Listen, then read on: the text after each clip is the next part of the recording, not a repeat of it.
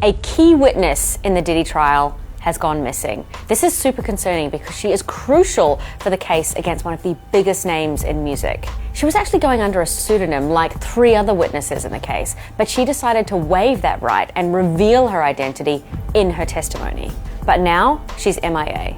The federal prosecutors don't know where she is, her lawyers don't know where she is, and the prosecutors are using her testimony in the opening statement on May 12th. That's not that far away. Whoever you is. I've been drowning in my PTSD. I can't sleep.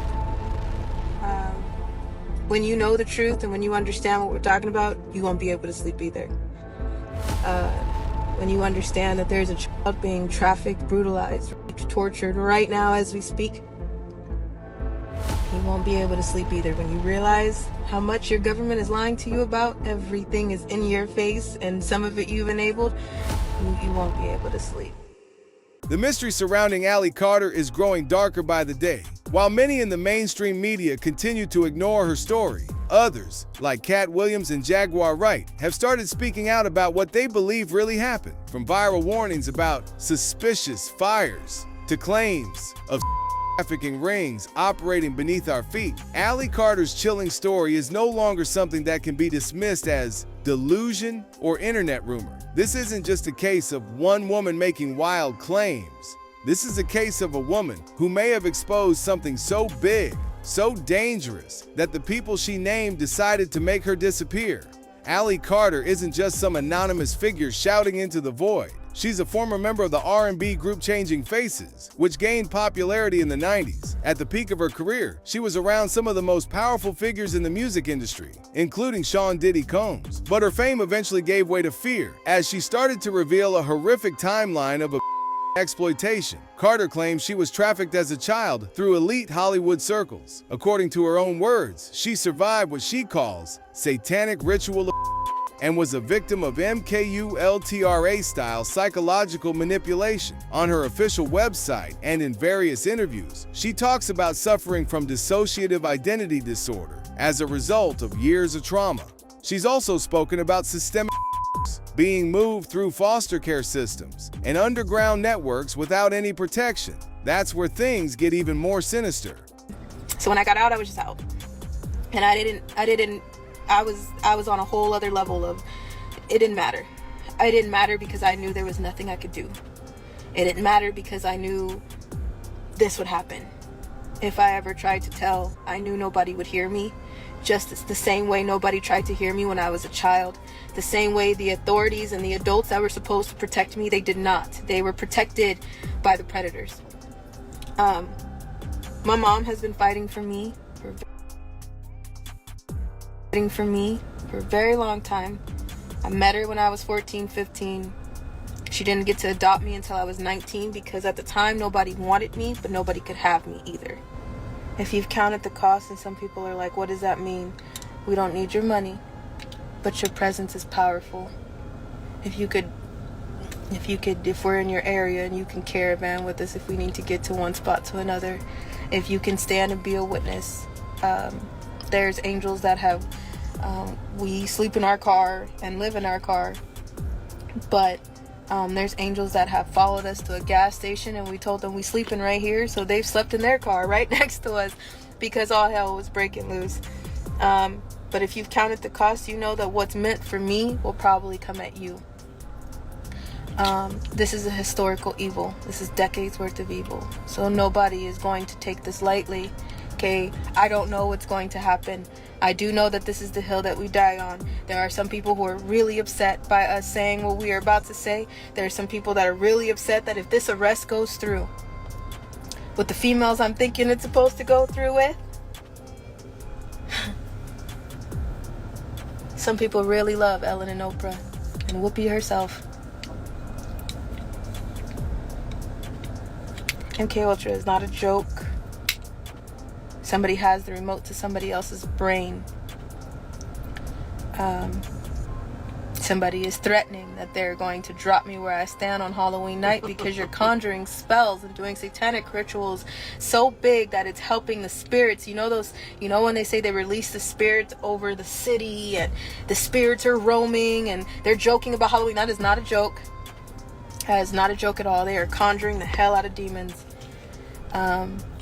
Some people are into witchcraft. I know there's some people that are into witchcraft on here. We've talked about this. We don't do that. We don't play with that stuff. But we appreciate that you're sitting here and you're doing something for the children. You're trying to listen for the children. But we don't need your problems. We got enough, as you can see. But that's joke. It's not a joke at all. When you understand how spirits work, it's not a joke. CERN works, it's not a joke. So the amount of rituals and things that they are conjuring in your face, you already know that, because when you go to the bookstore, you see satanic books. When you go to church, you understand, because what do you think you go to church for? If you go to church, what do you think you go to church for? What do you think those stories in your Bible are for? Do you think that they didn't exist before? Do you think that they don't exist now? That is your war manual to exactly what is happening right now. Yes, there were shrines used for rituals. There's bloody places. There's parts where there's limbs. People cut off limbs and want you to have.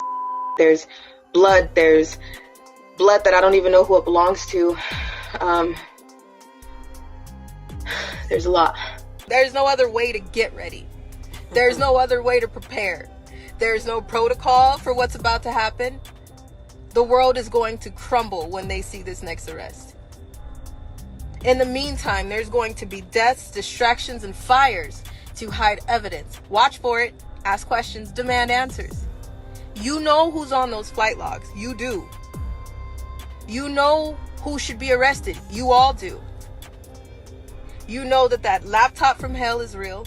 You know that the black book is real. You know Ghislaine Maxwell's customers are who everybody is watching in the everyday news, including those who you drop your kids off with every day. Your schools, your doctors. In her videos, Carter talks about being transported through tunnels under schools, cemeteries, even amusement parks. These are not the ramblings of someone seeking fame. They're consistent, detailed testimonies that have been repeated under various interviews and public declarations. If what she's saying is true, this means there is a deeply rooted trafficking ring operating with assistance from the highest levels of law enforcement, entertainment, and government. Hi, everybody. So let's get straight into it. So prosecutors are expected to issue a bench warrant out for victim number 3. Now, victim number 3 did not show up, and they don't know where she is till this very second. Now, according to the rumors, victim number 3 is Allie Carter. Key witness in the Diddy trial has gone missing. This is super concerning because she is crucial for the case against one of the biggest names in music. She was actually going under a pseudonym like 3 other witnesses in the case, but she decided to waive that right and reveal her identity in her testimony. But now she's MIA. The federal prosecutors don't know where she is, her lawyers don't know where she is, and the prosecutors are using her testimony. For now, she's known as victim 3, and she was subpoenaed, which means that she is required to be there. There's a lot going on. In the coming weeks, we are going to find out whether Diddy used his influence and power to sexually exploit women for more than 2 decades. And Allie Carter was supposed to testify that she saw minors at Diddy's parties. Now, a lot of people say she's lying, this and that, but what can be proven is she spoke about this way before any of this stuff even began. At this point, I feel like I'm not even qualified to say whether she's a liar or if she's telling the truth. But I will say one thing that's very eerie. Right before she went missing, she made this tape and she was insinuating that someone had broken into her home and someone was after her. You get pressured, attacked, stalked, and hunted down for your own information. You get abused and re-victimized again by people who wanted to argue a back and forth this week like that mattered. Okay, you had Stu Peters and Timothy Charles Homestead going back and forth, and nobody has even bothered. Not that I give a damn, and not that I understand that you guys are gonna be that selfish, but nobody has bothered to apologize for all the hell that has happened. But you guys were arguing back and forth, and in that meantime, we lost our home. In 2023, Carter filed a civil lawsuit against Sean Diddy Combs. She alleged not only years of emotional abuse and inappropriate advances, but professional sabotage. According to the court filings, she was blacklisted from the music industry. After refusing Diddy's demands and advances, the courtroom drama became even more explosive when Carter's legal team presented evidence that witnesses in the case had been pressured or even paid off to stay silent. One of the most damning accusations is that a former associate of Diddy, who had signed an NDA, gave sworn testimony that contradicted his previous statements, suggesting he may have been coerced. The judge in the case raised serious concerns about the number of sealed motions and protective orders filed by Diddy's legal team. Legal analysts warned that if the defense is found to have suppressed evidence or intimidated witnesses, it could result in serious consequences, including sanctions or even a default judgment in favor of Carter. I was about to get branded. I was about to change my complete look to go to Russia. Because that's what my pimp was telling me to do. So I braided my hair and I changed it. It was blood, fire engine, red, and it was so bright that it was so noticeable anywhere I went, and I had brushed it out so it's frizzy and crazy, and I went and sat on the swings, and I called my mom and my grandma at the time, and I told her, I love you.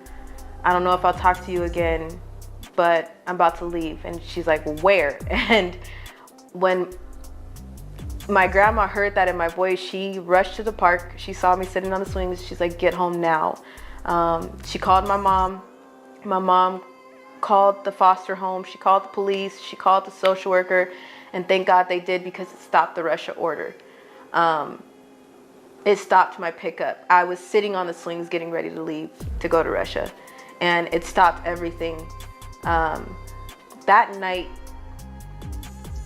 after telling my mom the complete truth and knowing that I wasn't about to come back, I made a choice to run and to disappear, because there was no way.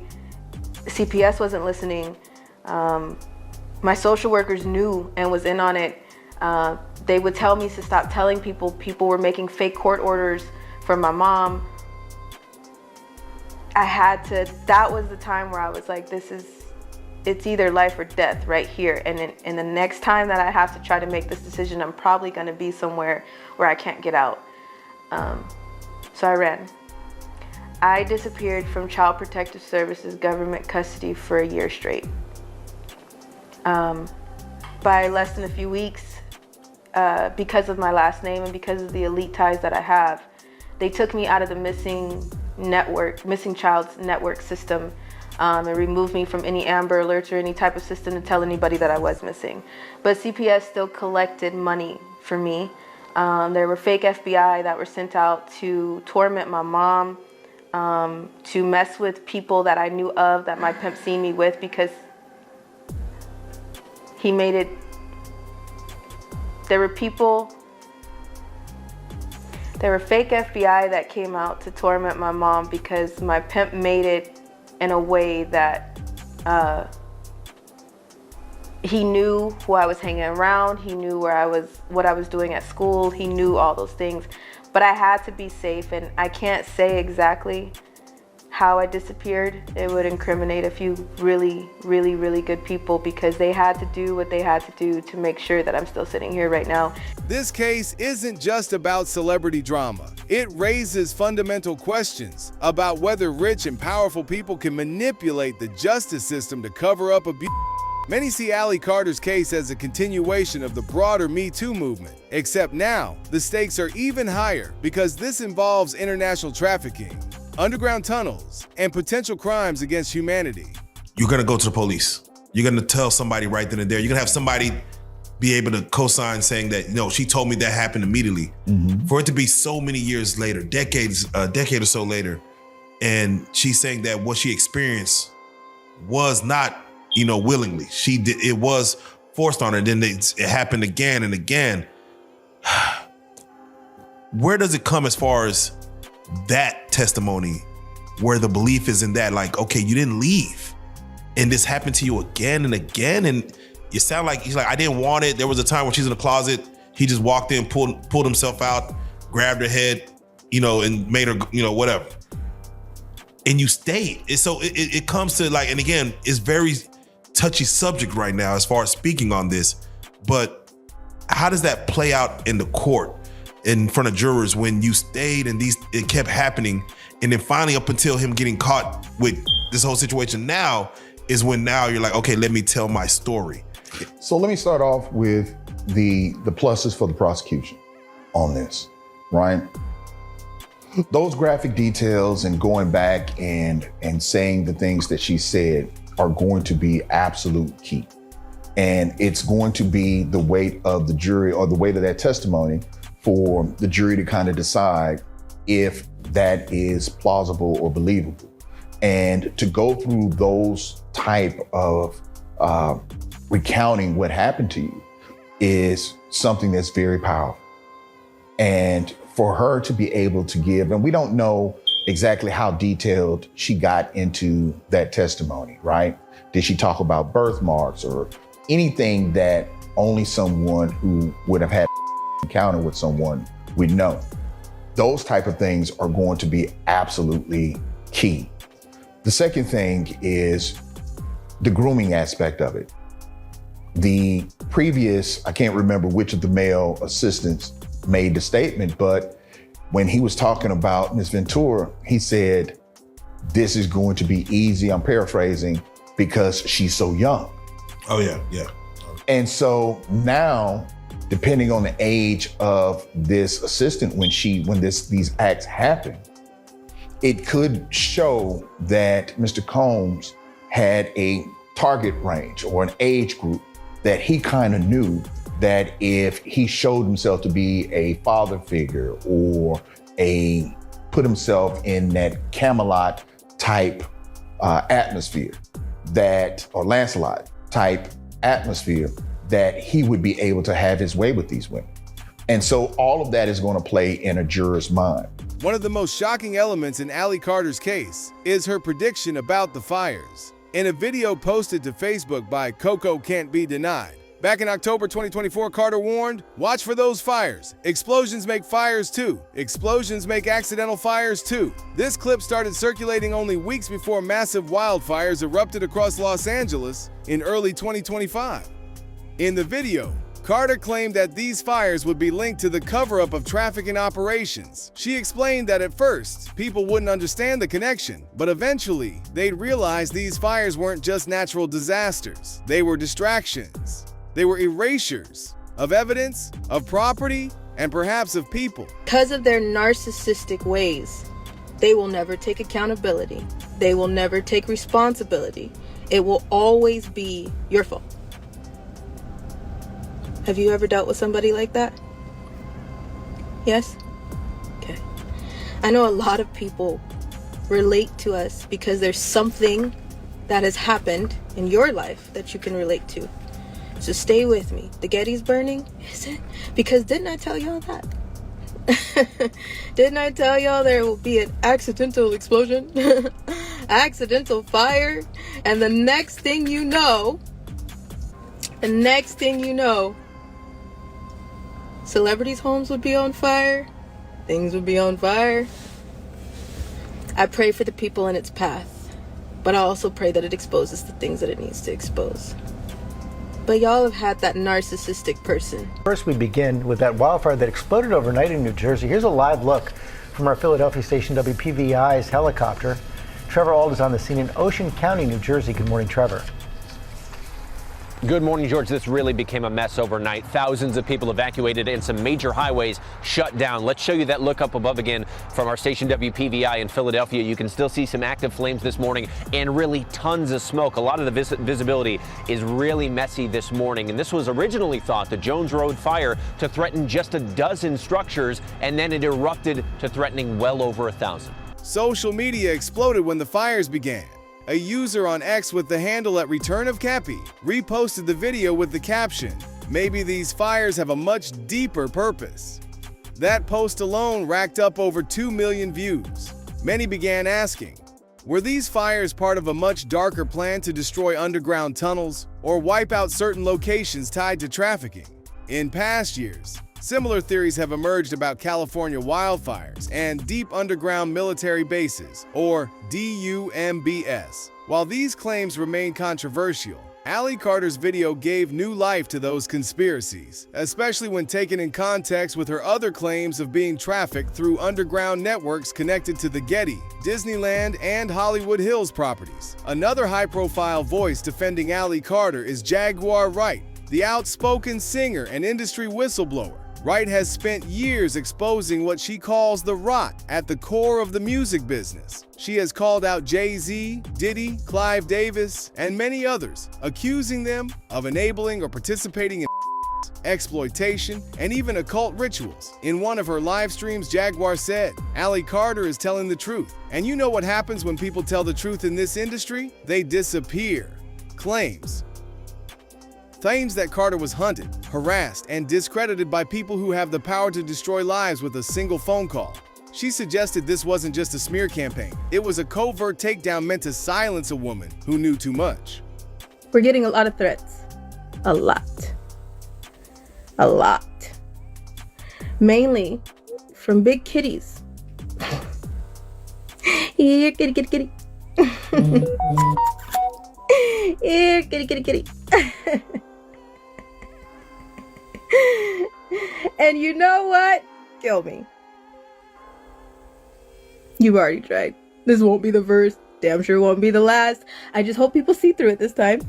We'll see. They're always trying to find a way to attach me to some train wreck.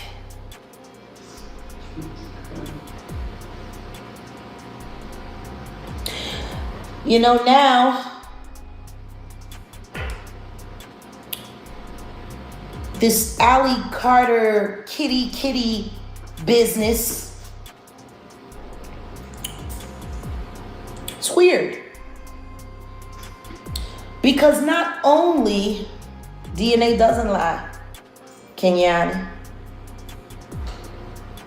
but Allie Carter is now subliminally referring to me as here kitty kitty, lying, saying that me and my support base are threatening her. It's not true. Wright also said there's a long history of whistleblowers being labeled mentally ill, addicted, or delusional. The goal is always the same: destroy their credibility before their words gain traction. She pointed to past examples like Marilyn Monroe, Anna Nicole Smith, and Brittany Murphy, celebrities whose deaths are still surrounded by mystery and speculation. According to Wright, Carter's story isn't unique, it's just one of many.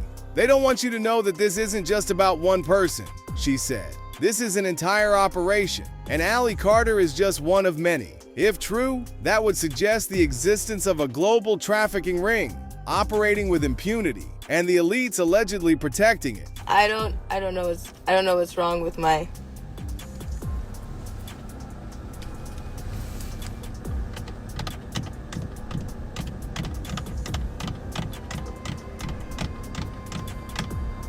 I was a party favor.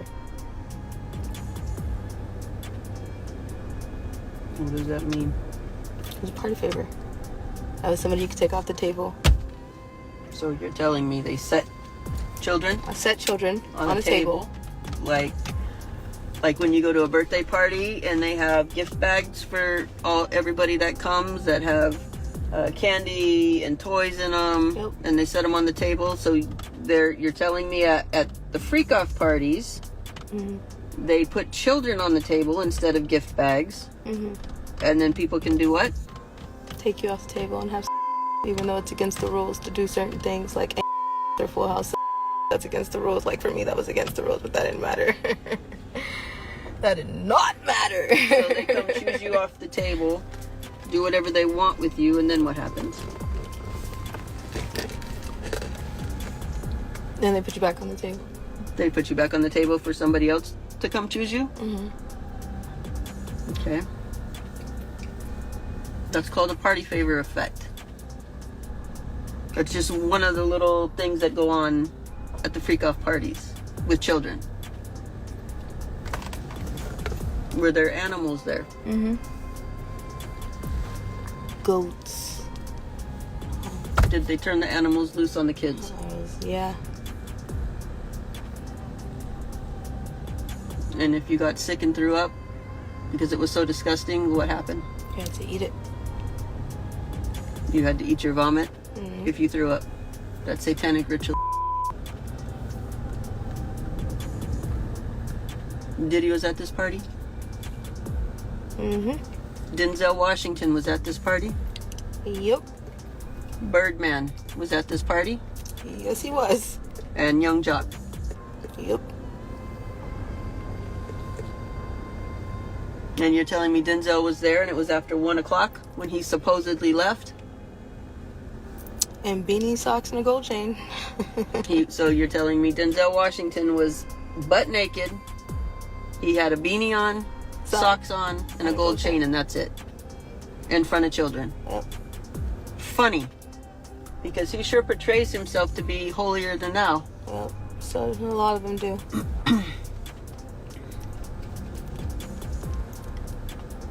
I think you also told me that one of those men have a birthmark. Left thigh. So one of those men have a birthmark on their left thigh.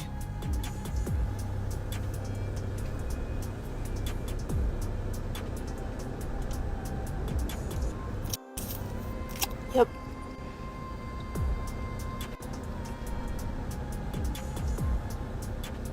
Did you have actions with Diddy? Yep. Denzel? And I know we don't tell on Denzel. You might not tell on Denzel, but your mama gonna tell on everybody. I ain't keeping no secrets. As the media tries to bury Allie Carter's story, two of the loudest voices refusing to stay silent are Katt Williams and Jaguar Wright. Separately, they've been attacking the powerful structures that protect celebrities like Sean Diddy Combs. But now their paths are aligning, and their message is crystal clear. Diddy is the key figure in a much bigger system of control, manipulation, and abuse. Katt Williams has been on a public truth-telling mission since late 2023, shaking the entertainment world with a bombshell interview on Club Shay Shay. In that appearance, he didn't just throw shade. He dropped names, exposed rituals, and detailed how Hollywood grooms, uses, and discards artists. While many thought he was just taking shots at fellow comedians, Katt was doing something deeper. He was cracking open a door no one else had the guts to open. Club Shay Shay, yeah. I was trying to do something there that hadn't been done. I thought that I had figured out the algorithm mathematically, and I thought that I could show that. And when I wrote it out to kill the careers of the people I was talking about, right? But it was so vicious that I erased all of the knockout blows and just left the jabs so that the comic I'm talking about knows that I know your real story, motherfucker. Tell this, but you know what else I know. So, yeah, I was. Do you want to tell any of those stories now? Well, I'm saying. If you forget that. And now, with Diddy facing multiple federal investigations, civil lawsuits, and leaked videos that paint a horrifying picture of what's allegedly been happening behind closed doors, Katt has ramped up his pressure. He recently took to the stage in a stand-up set and warned the audience that this isn't just about parties or scandals. It's about trafficking, power, and sacrifices. Jaguar Wright has echoed this sentiment. She recently posted a live stream where she said, "Diddy is the gatekeeper. Allie Carter didn't lie, she was just early." Jaguar explained how Carter's case is being intentionally ignored because it connects dots the industry doesn't want the public to see. She accused Diddy of being a central figure in grooming operations that span decades, something she claims was protected by record labels, media companies, and even government insiders. Free, who is a victim of Sean Carter. Yeah. Mary J. Blige, who is a victim of Sean Combs, are sitting there talking about the death of Aaliyah amongst each other. Think about that. You got a Diddy victim, you got a Jay-Z victim, and you got a superstar gone. They know what happened. And yet, they had to sit there and have that conversation like they didn't know who did it. Think of the power of that moment. Think about Claudia Jordan right now. Claudia Jordan don't ever mention my mother name. She mentioned it yesterday. Talking about why people are afraid to come forward. You mean like you? You was Diddy girl. Corey was Jay-Z girl. Why don't you claim your friend? What makes this even more disturbing is how closely their testimonies mirror Allie Carter's own story. Jaguar described being offered ritual contracts in the 2000s. Katt said that powerful men would test celebrities at wild parties, watching who would fold under pressure. Carter claimed the same, except in her case, she says she was a child when it happened. When you put the pieces together, a pattern starts to emerge. The same names keep coming up. The same tactics are being used. Silence, NDAs, public humiliation, and institutionalization. And the people speaking out, Katt Williams, Jaguar Wright, and Allie Carter, are all labeled unstable, dangerous, or crazy. But maybe the real danger isn't them. Maybe the real danger is what they know. If Diddy has ran around and threatened every other man that was interested in Cassie while he was busy her, neglecting her, confusing her, why wouldn't we think that he put the moves on Ryan Leslie? I thought it was interesting when he did Drink Champs, because he just recently, not that long ago, did a Drink Champ interview with Nori and them over on the Peer Pressure podcast. I was shocked to see that. I didn't understand the relevance. I didn't understand why he would do anything for a network that was affiliated with Diddy. I didn't get it. Didn't make any sense to me.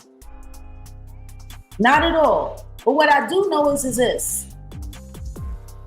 Diddy has a history of bullying women into relationships with him and bullying men away from the women that he desires to possess. Despite all of this, Allie Carter's story has largely been ignored or discredited by mainstream media. No major networks have done in-depth coverage. No official investigations have been launched. Her interviews are circulated mainly through independent outlets, YouTube channels, and alternative news platforms. Legal experts are beginning to ask hard questions. Why are so many witnesses allegedly being silenced?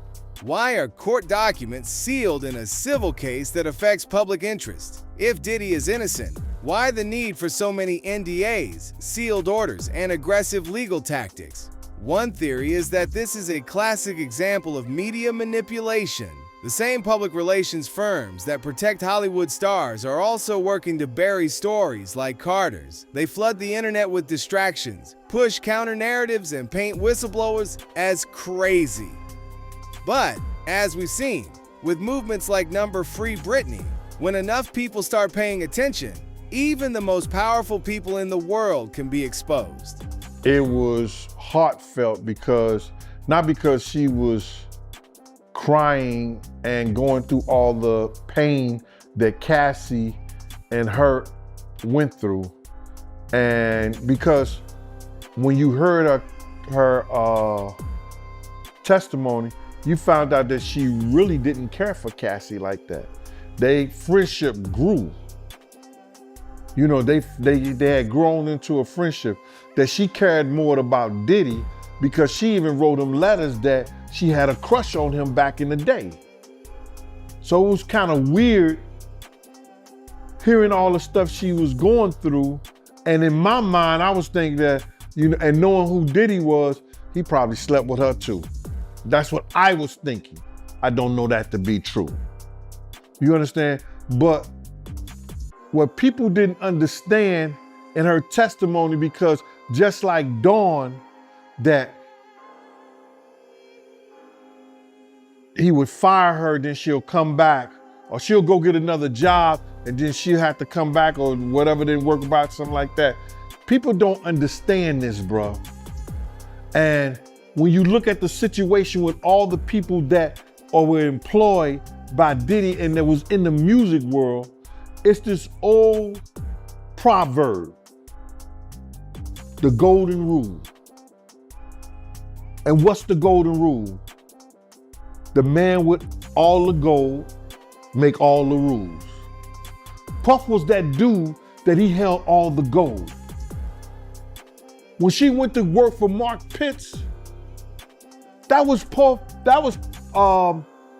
Kirk Burroughs' protege. Kirk Burroughs taught him everything he know. He was with Bad Boy first. He was the one who Puff was the one who put him with Big, and he was managing Big. So when this lady was coming back and she was in the defense went at her, well, you trying to say that he threatened your life, they kidnapped you, they did all these stuff to you, but you still went back to work with him, because she probably couldn't go back to work for nobody else until she straightened out with him, or till she made him feel good, until she made him feel like she wasn't an issue when she was a problem. As of today, Allie Carter has gone nearly silent. Her last videos and social media posts date back to late 2024. There are rumors she was institutionalized, others say she went into hiding. Some believe she was silenced permanently. Whatever the truth is, the silence is deafening and dangerous. Katt Williams has recently spoken out, echoing the same warnings Jaguar Wright gave. He claims that Carter didn't just stumble upon something, she was a direct threat to the powerful people who operate in the shadows. And, according to him, they did what they always do. They erased her. So now we're left with questions. What happened to Allie Carter? Why did her fire predictions come true? Why is there so much effort to discredit her?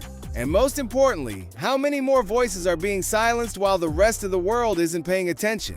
This story isn't over. In fact, it may just be beginning. And as long as people like Katt Williams, Jaguar Wright, and others keep speaking out, the truth won't stay buried forever. Let us know what you think in the comments below. If you like this video, hit that subscribe button so that you never miss out on any new videos. And until then, fam, keep it real.